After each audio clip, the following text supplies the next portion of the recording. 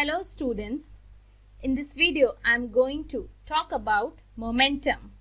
Suppose there are two objects placed at a height of 300 meter. Mass of football is 3 kg and mass of this wooden cupboard is around 50 kg. Now these two objects are thrown from height of 300 meter. A person is standing on the ground to catch these objects. So what do you think? Which object will be chosen by the men? I guess football. Why? Because it has less mass? No. In physics, the correct reason is because the momentum of 3 kg object is less than momentum of 50 kg object. So here is the definition for momentum.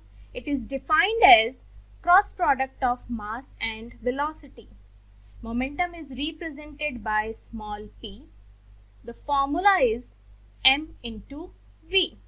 As you know that velocity is a vector quantity.